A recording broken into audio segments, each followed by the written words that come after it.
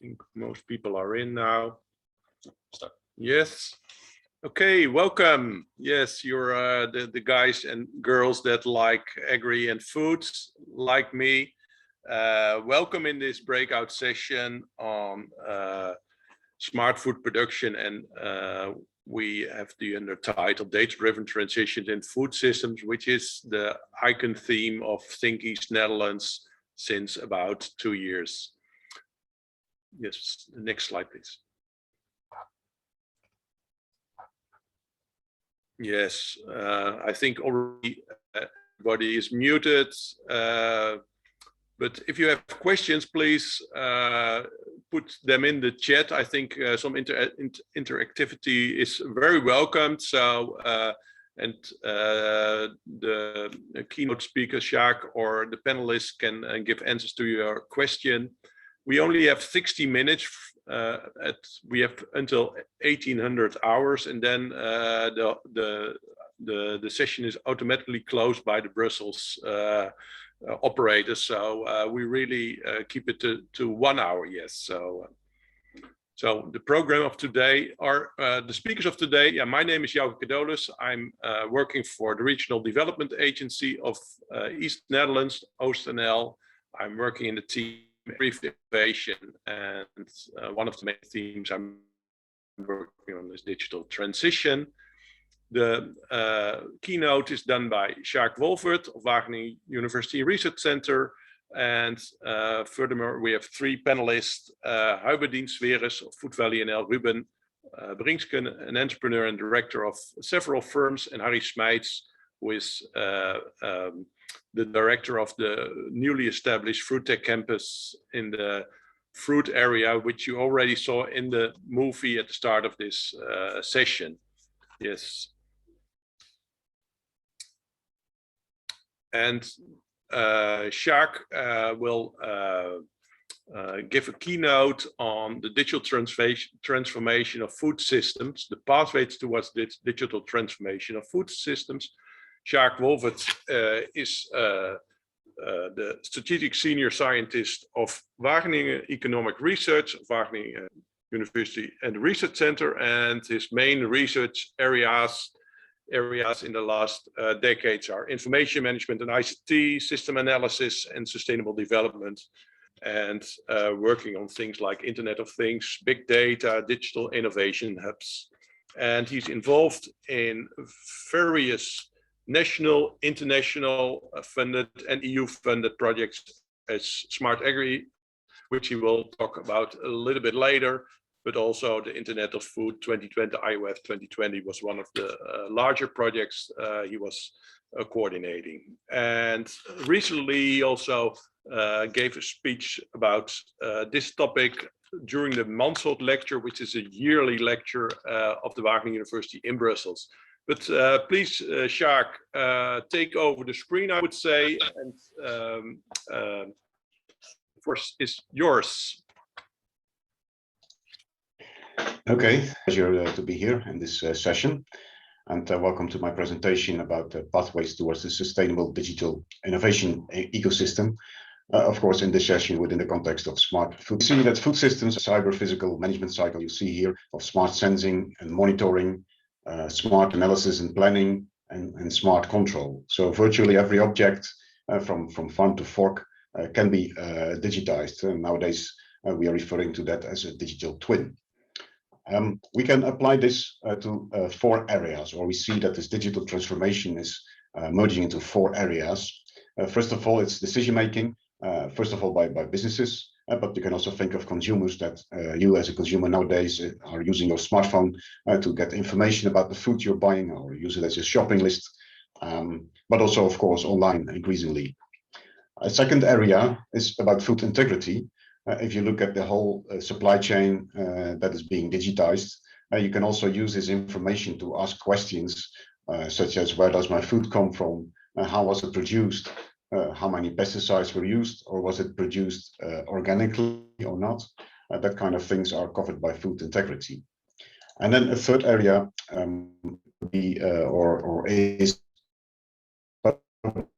decision making. I say could be because Public decision making on food safety or climate change or health is now usually based on government systems that are separate systems like censuses or other statistic systems. But it would of course be challenging, or it would be nice if you could also tap into this real-time data from the real food supply chain for this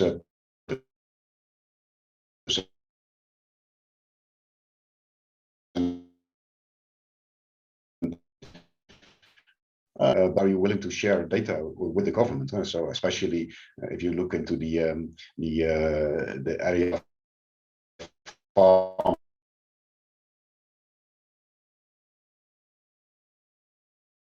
but of course I think it will somehow develop. And then finally, the fourth area is science and technology, such as all these technologies that are listed over here, AI, we heard a lot about that, cloud computing, Internet of Things, or blockchain technologies. And actually, these are, of course, also the drivers behind this digitalization or this digital transformation. But there is also a strong mutual dependency nowadays. So I always say you cannot do big data analytics without big data. So yeah, you have to use also the data for developing all these new technologies. So if we look at the whole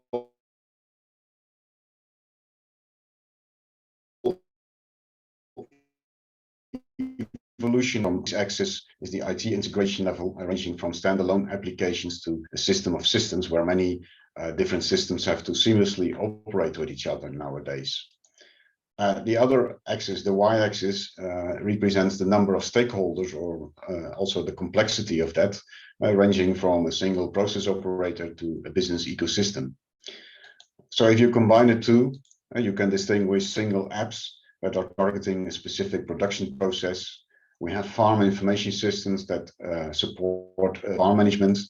We have chain information systems that support food supply chains. And nowadays we talk about these food systems where producers and consumers are integrated. For the future, we are looking into the new food data economies that are grounded in data spaces, and the data spaces that are also a very strategic goal of the European Commission to set them up for every sector. But we see, and that's what I recently, in the Mansholt lecture that Jouke was referring to, I called it the Twilight Zone. We see that, well, all these systems at the lower left, we know them already, and I think they are still, of course, important and they have to be further developed. But now we are entering this area of food systems and food data economy, and also these data platforms and data spaces are still in a very early stage of development.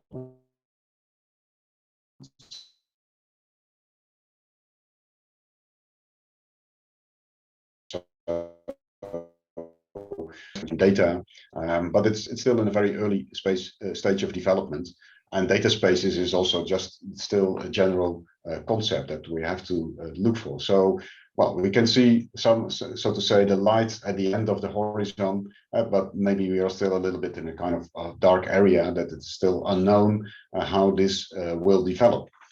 And now you can argue, of course, that this is just a development that will occur by itself. But I think we need a kind of paradigm shift to work in this area that I refer to as the Twilight Zone.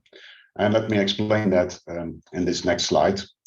So at the lower left of this picture, it was enough to work along the paradigm of user-centered design, because there you had clear users of, for example, a farm information system or just a single app, and you can apply this user-centered design very well.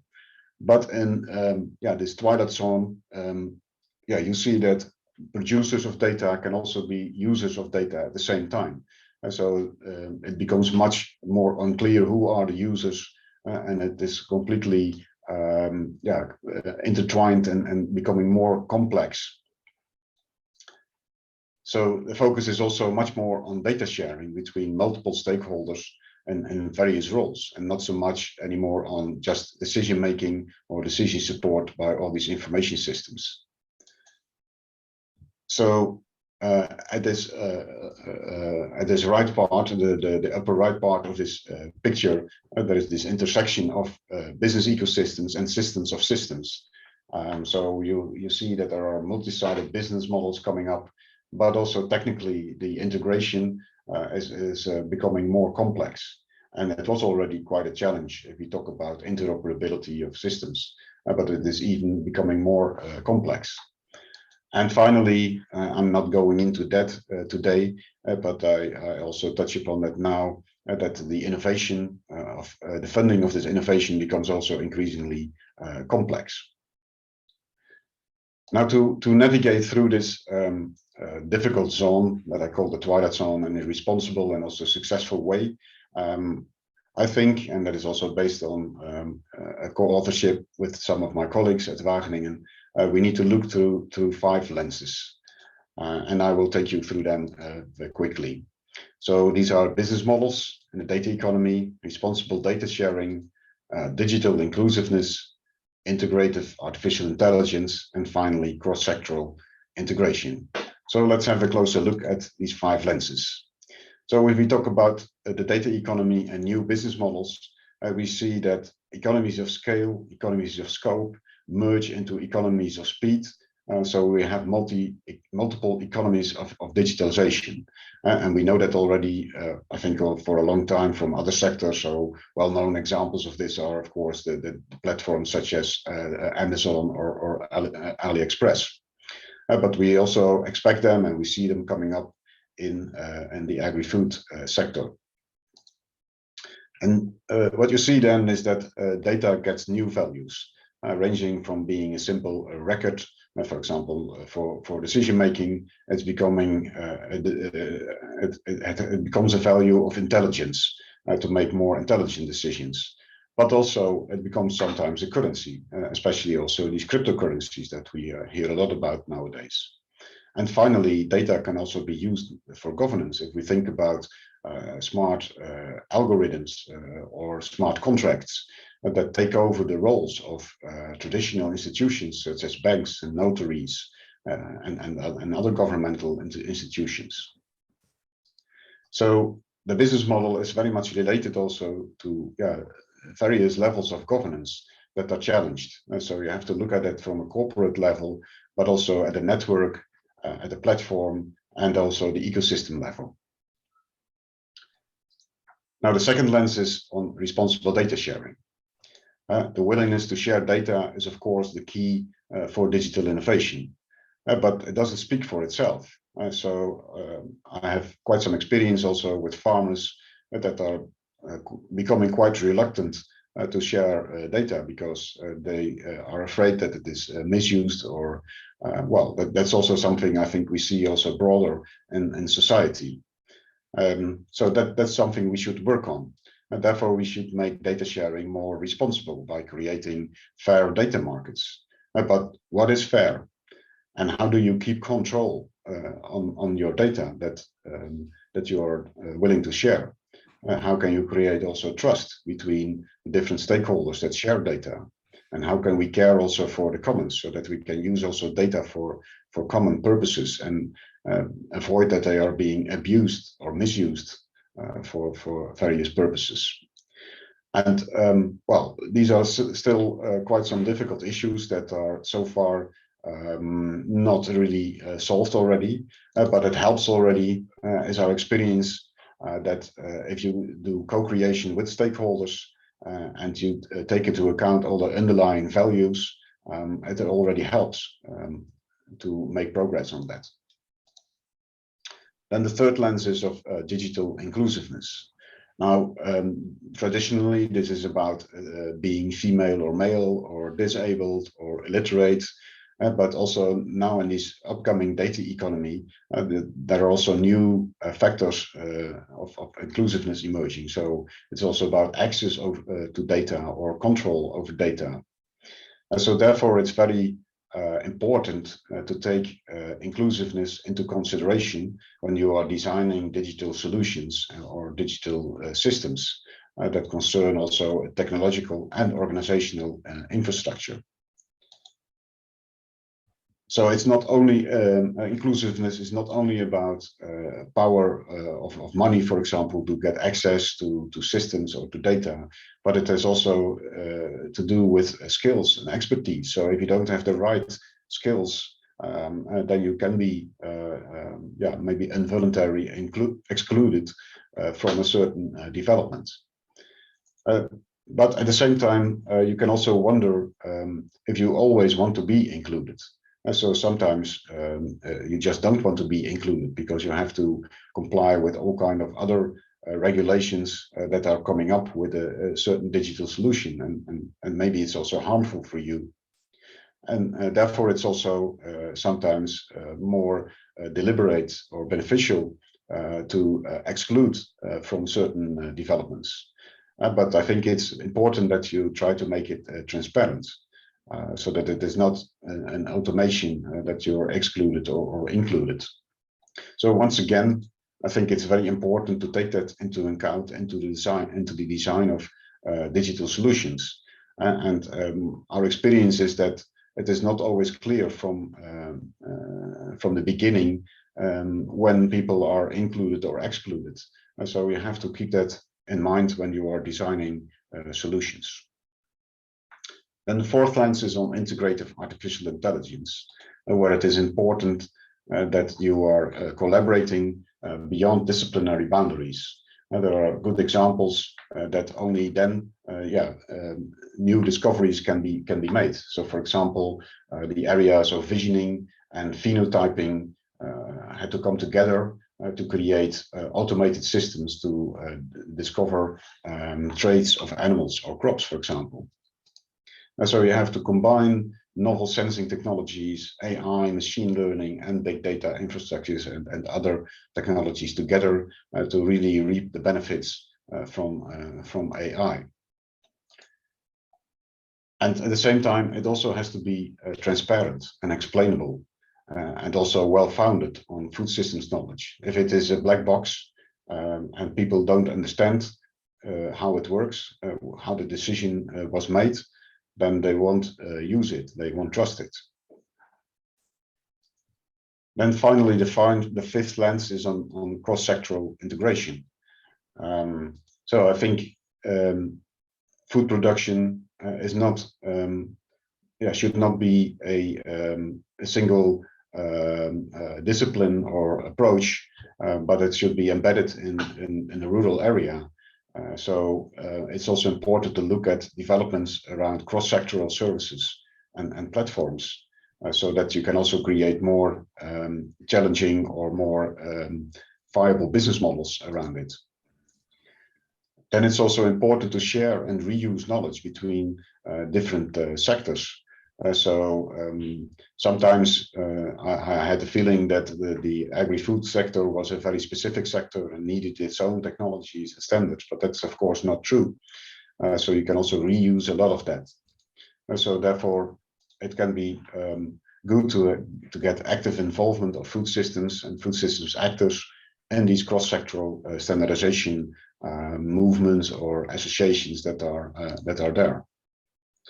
And I think it can also create new opportunities for circular economies or citizen dialogues. So it's important that the food system IT, the IT system in food gets also well connected with advanced IT ecosystems that are out there. So far these five lenses, and I think it's also clear that we should not look at them separately. We need an integrated approach for digital innovation to combine them. And you see at the lower right bottom the logo of the EWRC 2020 project that I was also coordinating, and there we developed such an approach. And let me briefly explain that. The heart of that approach was formed by use case projects where you are actually working on digital solution, but it is also used in a real life environment already. So you get the real interaction between all the relevant stakeholders that are involved. And they go through these steps of design, implementation and integration, testing and demonstration, and finally also evaluation. And based on the last step, you are going through the other steps again. You start your redesign cycle, and you do that several times. And that is explained by the spiral, which indicates that each time you go through the cycle, you want to end up at a higher or the next level, which is explained by these minimum viable products that go from the first minimum viable product towards large-scale adoption. And these minimum viable products are not just a technical prototype that you can evaluate if it works or not, but these should include also all these different features of these 5 lenses that I explained. Now, 1 minute, Sjaak. Okay, I will round off. There is also a risk that you are operating these use case projects on an island in an isolated way. So therefore, you need to have support from different disciplines like data science and AI, business modeling, governance and ethics, and also ecosystem development. And this method that we developed are we now replicating by digital innovation hubs through these projects like Smart Agri Hubs, Agri-Food, and also Digital Agri Hub, virtually all over Europe and even beyond that. And the key of digital innovation hubs is that they are working at a regional level, acting as a one-stop shop in the proximity of stakeholders. And they should provide services on technology, business, and ecosystem development based on this approach that I showed in the previous slide. And they are supported by competence centers that deliver the competences and technologies. And in that way, we are trying to create a network of digital innovation hubs and competence centers so that we can share and reuse knowledge cross-sectoral also. So coming to a conclusion, I think that digitalization towards a new data economy for food system has entered a critical phase. Navigating through this requires looking through these various lenses that I presented. And they should be combined into this interactive, multidisciplinary and integrated approach. And finally, this fragmentation between the different developments must be overcome by connecting the dots through digital innovation hubs and competence centers. So with that, I want to thank you for your attention. And if you have questions, I see them already coming, I think, in the chat. But maybe it's also nice to look at these different project websites that are there to have more information. Thank you. Yes, thank you very much, Sjaak. Applause. Thank you. I think there's time for one question, and I raised the first one. How can AI help let's see, what is the exact question? How can AI help us to make our food system more circular? To make it more circular. Okay. Then I really have to think about it, because usually the AI applications that are already out there are usually more at this process level. But to make it more circular, I don't know any application yet.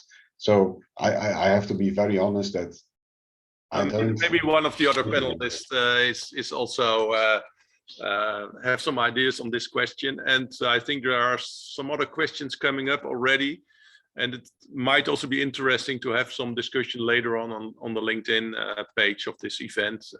So thank you very much for now. I hope you will stay with us, but I would like to introduce the 3 panelists of this afternoon. And let's see.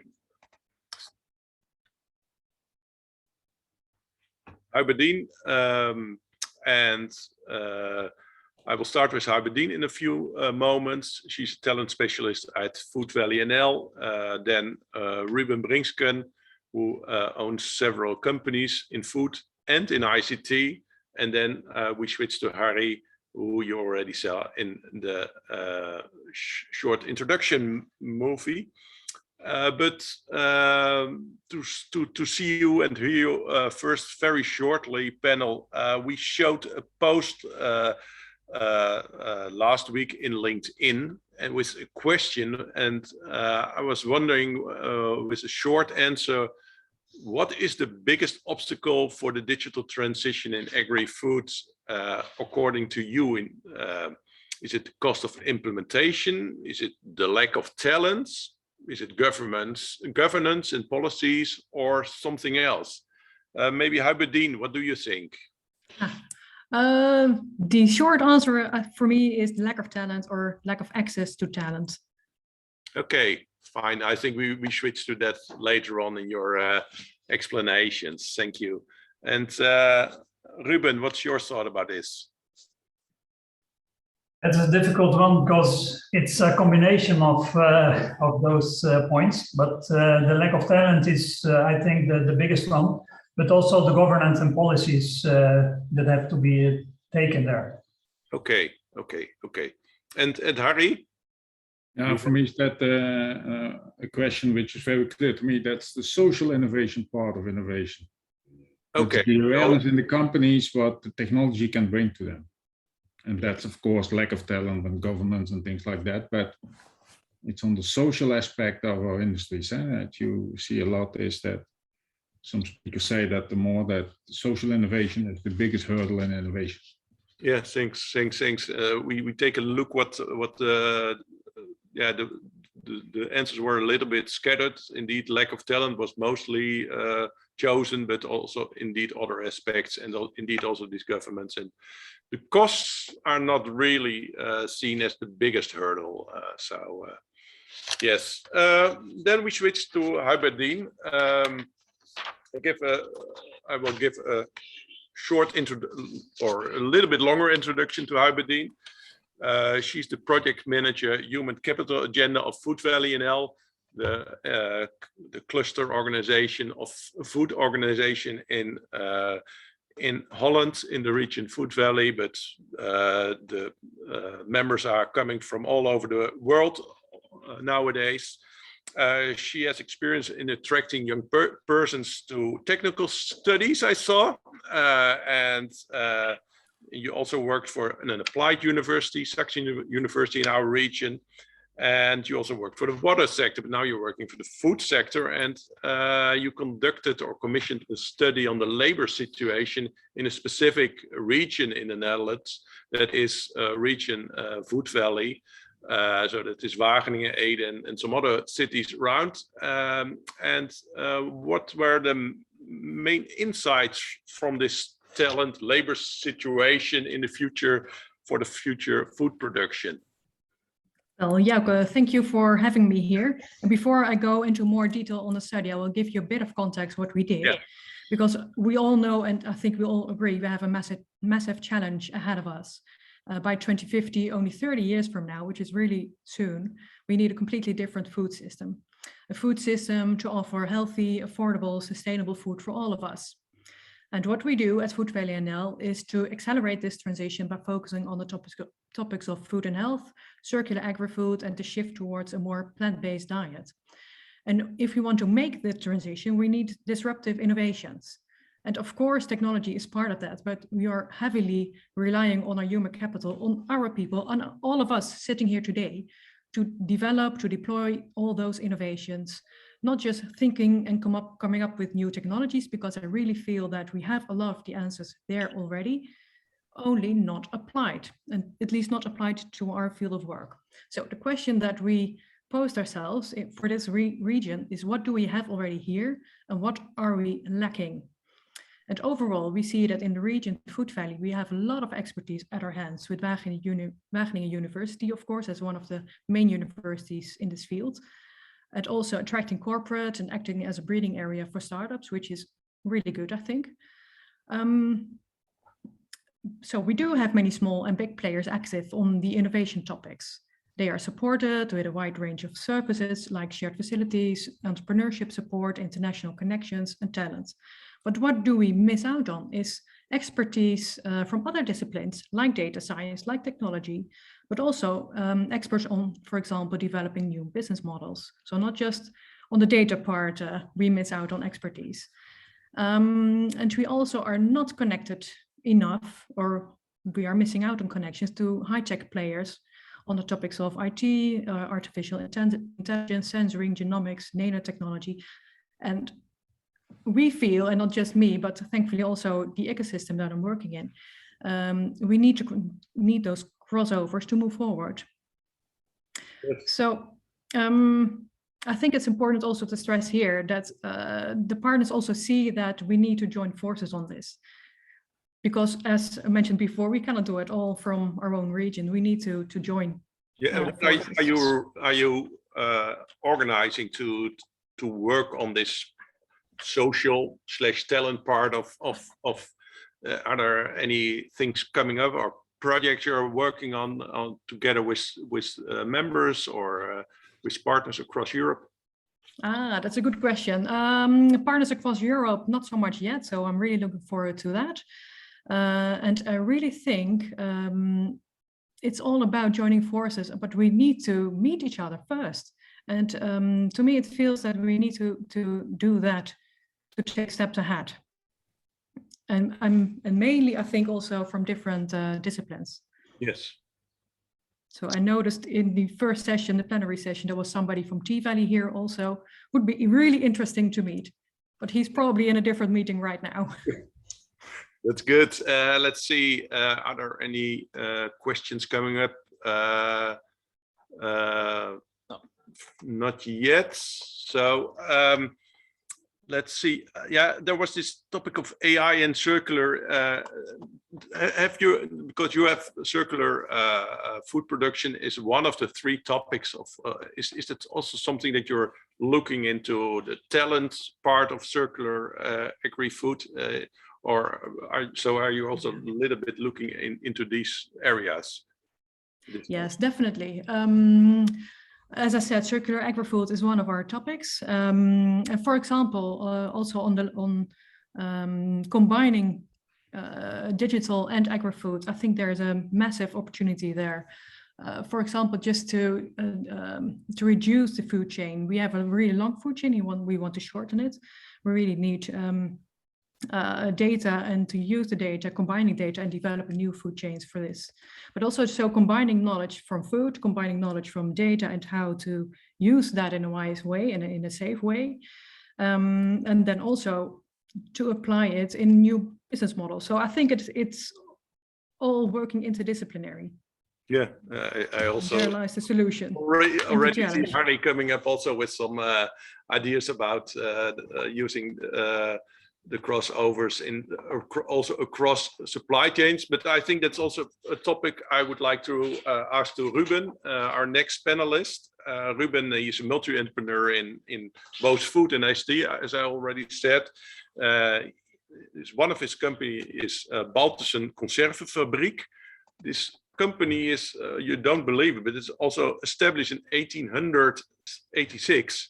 So it's a very old company, and it produces a wide range of processed foods in fruits and vegetables in glass jars of different size. And I know that also organic production is in the heart of Ruben.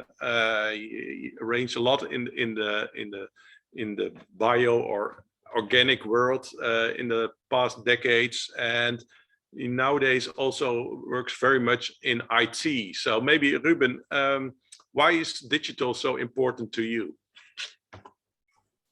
Yeah, thank you, Jouke, for this opportunity to present our company. It's founded in 1868. 68, sorry. Yeah, thank you.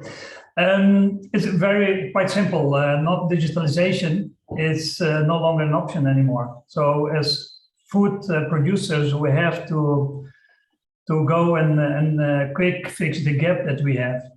Things are changing very quick, and the amount of data in the food chains is increasing very fast. So if we continue doing this the way as we always have done, at the end we will get too less from the value that we have in the food.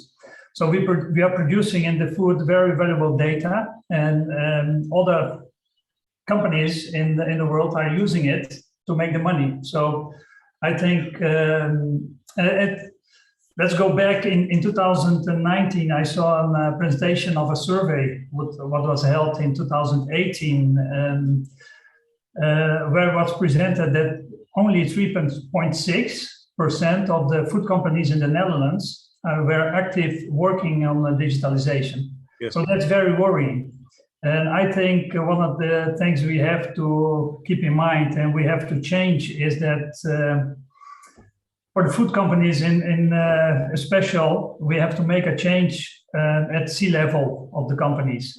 Automation and digitalization is, in my opinion, not longer a decision that has to be taken on the automation and IT department, but in the board. So it become a strategic value for the company. And as we see, the world is changing very quick, and also the data is increasing very strongly. And in my opinion, the big change that we have to make to go through this automation and digitalization is to change also the way how we look at it. As a business guy, I say we have to change the expenses on digitalization from OPEX to CAPEX. That means that we have to put that on the other side of our balance sheet. Yeah. And what we see, if we do that on the right way, it also increases the value of your company. So, and what concrete projects do you undertake in your company to make it more digital? Is it is it only the systems, or also other aspects of the whole operations of your company? Yeah, as I say at the end, the point that I have in the future is that I have a totally digital twin. And as you said, I have more than one companies, and I said to the guys at the technology group from my holding that at the end I would like to have all my companies managed by my phone.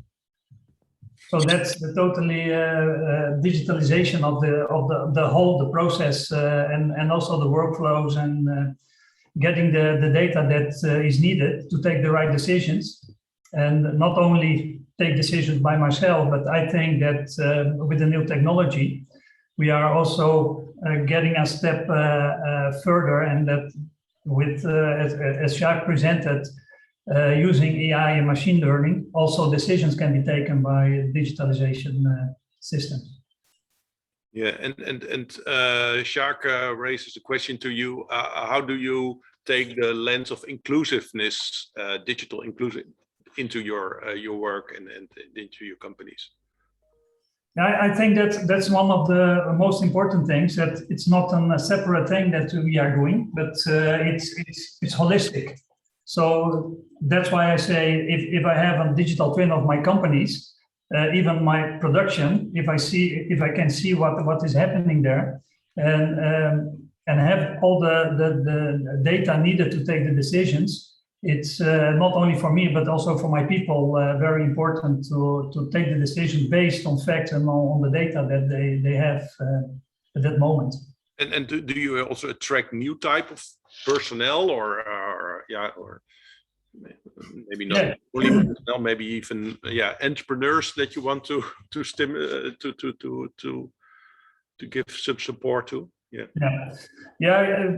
We can see, because we have food and technology, you see totally different types of people that come from the one side and to the other side. But we are very glad at this moment that we see a lot of young talent coming into our food companies, and that helps in the change of the mentality and the culture on the food companies. Young people, as we know, I have kids. I see that they grow up in the digital era, so they think different, and I think it's a very big asset to keep the young people in our company. And I would say let's give them the space to take the right decisions. And I lately said I hope that in the next period a lot of 55, let's say 55 plus CEOs give the keys of the company to young people, because otherwise you will be the problem of your company. as a CEO. So we have to keep that in mind. And I see the changing coming up, and I think it's very important to do that. And as you see in the digital and the technological companies, they're all young guys at the top. So I think that's also one of the change. Is not so easy to say because I'm also 50 plus, but I see that that's not a luxury choice, but I think we have to work on that also. Yeah. Thank you. I think it's also a good moment to switch to Harry because he's the director of the Fruit Tech campus in the middle of the Netherlands in Geldermalsen. Harry has over 35 years experience in ICT in Agri-Food, so he's also 50 plus and 60, almost 60. No, so but you like to work with young people too, I know, and you arrange also a bunch of younger persons in the Fruit Tech campus already, and maybe you can explain what you're doing and why you're doing that, and why digital and innovation is so important for the fruit sector and also for the Fruit Tech campus. Yeah, what we are doing in the Fruit Tech campus is setting up a new way of education in our industry, because the food sector, and I think also Sjaak explained that, needs new type of guys. Maybe ladies, we need new people, and of all ways.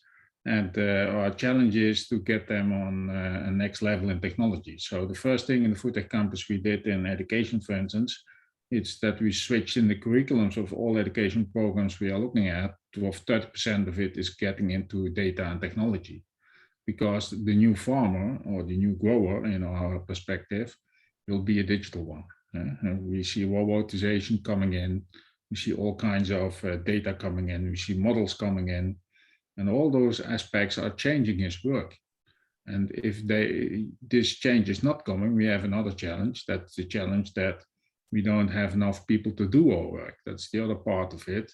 We need robotics and things like that in our packing stations and sorter locations, because it's all handwork on this moment by some people who are coming out of Eastern of Europe. But if those people are not there anymore and ask our English colleagues in the UK, you have a problem. Let me give an example. Not in food, but in asparagus. Last year in Germany, 10% of the asparagus didn't come out of the ground because there were no people. And when you look at food trees on this moment, we had the luck this year that we have enough people to yield our fruits. But there is a time maybe coming that the people are not there anymore. And how do we get the fruits then off the trees? And when we go to the first introduction, we saw that healthy food was very, and also plant-based food was the new economy, I think. And then let me make clear, we have that healthy food and we have plant-based food. So we are part of it, but we have some challenges, And before you started the Fruit Tech campus, what was done in the problem is that we see that the young generation is not so interested in our industry, because they think that we are all people who are going with a ladder, I don't know how you call it, and step into a tree with a small basket and going to pick some fruits. But we are an international, we have farms of 80, 90, 100 hectares with 4 or 5 people driving around with big machines and things like that. So our industry is really changing. So we have a challenge in our image in how we do and what we are. And we have to attract younger people. And that's, I think, one of the most important things. And it's a challenge because, I said, even Ruben did say that, they think totally different. We have a nice example. We have now, tomorrow we are giving out the Technovation Award for food technology. And we have a jury, which is, we call a next gen jury. The average age of them is 23.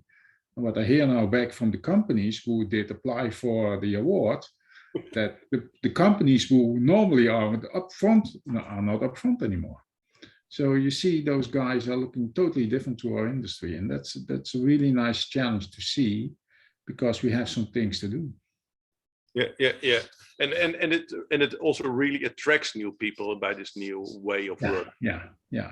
We have to attract new people, and we have to start that on the regular schools, the group 8, we call it. For instance, tomorrow is Thursday is the National Day of Food, and we are bringing baskets with food to the group 8 and invite them to come to work. Children of about 12 years old, 12 years old, yeah. There it has to start, because their parents say, don't go to work in food, then you get the dirty hands. And Huiberdien, you're knocking, indeed. Why? Why? Well, I agree with Harry that this is the way that we should interest the young people, the youngsters, for this type of job, but also to show and really show the actual job right now. That, I mean, the staircase, the ladder that you mentioned, I know my grandfather used it in his own orchard, it's a small one, but it's completely different now. Yeah, so we need to show and tell.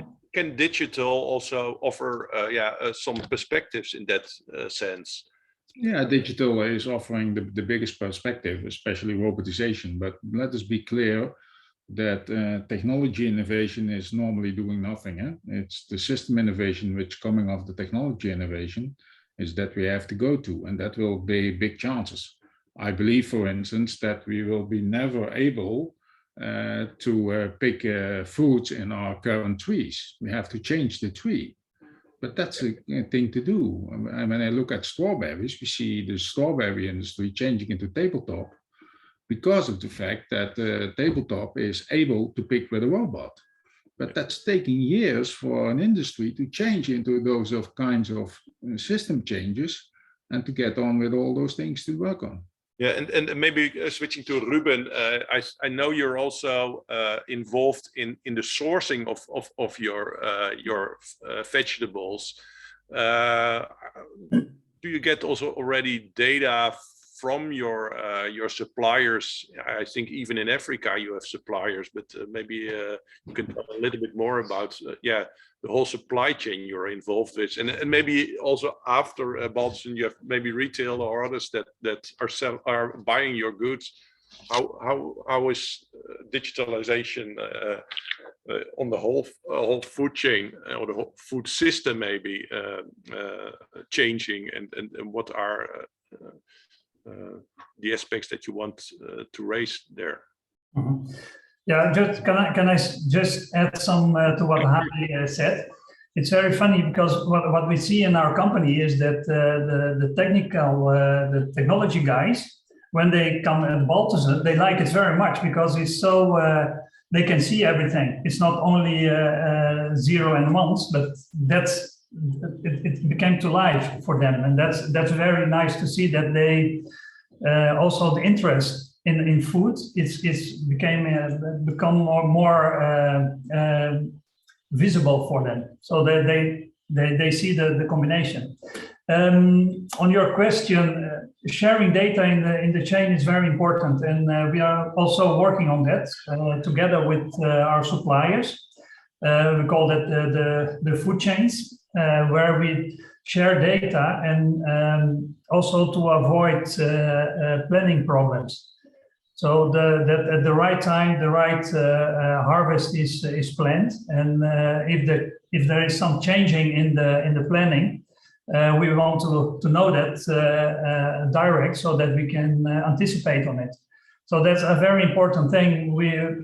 At the food chains, I said we have to work not only anymore on to create a data lake, but a data river. It has to flow through the chain so that everybody can use, as long as you have an agreement with each other, as Sjaak also mentioned, a smart contract. And on the smart contract, you can put everything, make the right agreements on how you share your data, where your data stay there, and your data remains your own data. That's what I want to say. And that in the chain, sharing it, you can increase also the value of the data. So every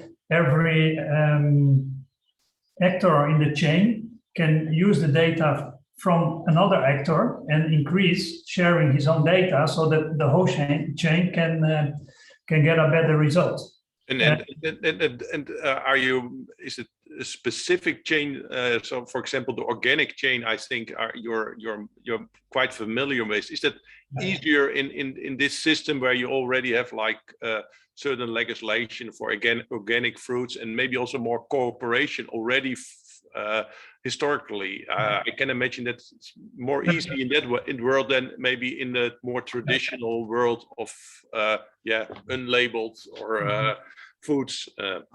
Yeah, for sure, and that's why we took also the organic chain to make the proof of concept of the system. But I believe that the biggest problem is that we don't trust each other in the chain anymore, and that's what we have to work on, so that the whole chain, everybody get a better price for the product, but also keep the food waste as low as possible.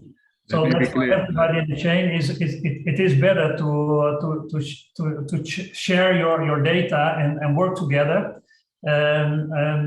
so that you can perform better. Yeah. And Harry, what would you like to comment on that? I would say, especially when I look at food and veg, and that's also the area Ruben is in, is that we see that without data, our product or produce is valueless. Huh? Because when I show you an apple and I ask you what do you pay for it, you cannot say it, because you don't know if it's an organic one, it's grown in the Netherlands or New Zealand, or it has some all kinds of things behind it. So data is part of the quality of our produce. And I think especially in products like ours, which are going direct from the tree to the table, it's an important aspect of the product himself. It's a key issue, and that's also what Ruben is doing. When you bring in produce from the other side of the world, your retailers, even if you put it in a glass or something, want to know where it comes from.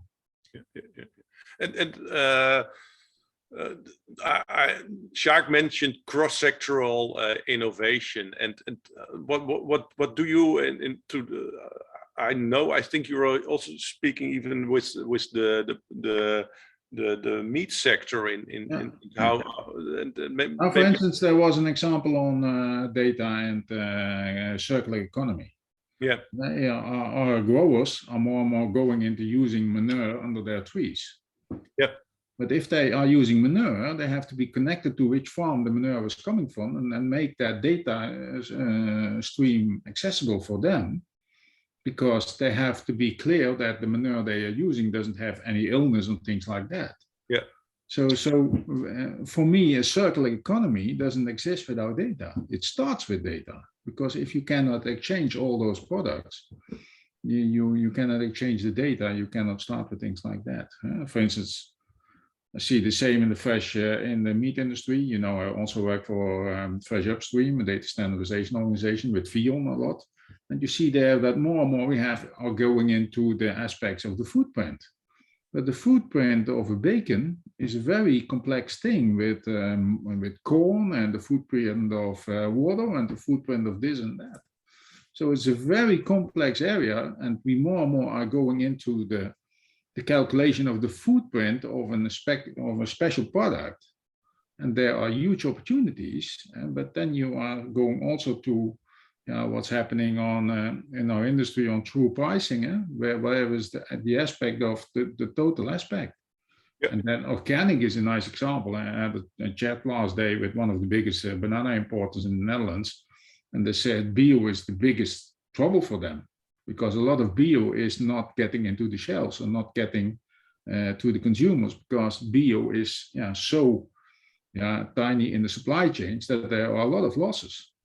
Okay. So there, and I didn't realize myself that's what's happening. So also in that kind of supply chains, there are really some discussion on what's true pricing. Okay, thank you, Harry. Huberdien, I would like to ask you the last question, but also the others to have a short, because it's almost 6 o'clock, only 3 minutes left.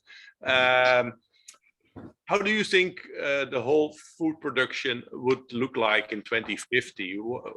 What talents are there or anything else? I don't have my fortune ball with me. What I do hope is that it's personal, transparent, healthy, sustainable, made to order. And I think data and digital is one of the main ingredients for that. Yeah, to achieve that. Yeah, thank you. And Sjaak, you started with this complex system of systems. How do you foresee the food world in 2050? Yeah, also much more technological. So referring also to what was told about robotics and AI. So I'm sure we will have a lot more of that. But at the same time, I also touched upon the other issues that it is also accepted by society. So yeah, and I can also imagine that like nowadays you have different channels for that. But yeah, that would be my idea. Yeah. And Harry, your short comment on this? I call it global. Yeah. So you will be a combination of producing local, what you can do local, but we must realize ourselves that even is sometimes better to produce things in a global world, because that's better for the environment. So we have to look at the total footprint of our produce and not just focusing on, okay, it's from the farmer next door, so it's very good for me. It can be more even to buy it from a farmer in South Africa, because it's better over there, because he doesn't need any energy to produce it over there, and the grower local needs some lambs and things like that. So we need a new way of thinking in how we give value to our products. Yeah, thank you. And Ruben, as final panelist, what do you see? Now, I think the decision will be made on a different way. So at the end, what I think, if we want to achieve what we all got presented also by Sjaak and the other looking in the future, we have to start today. And today is starting with our own company, the Little Data in our own company. And there's so much to improve at this moment. And I think that has to be the start of the future, because without starting, we never will reach the future, and also we won't get at the point that we all think we have to go through. Yeah. Okay, super. Thank you very much, everybody. I think the discussions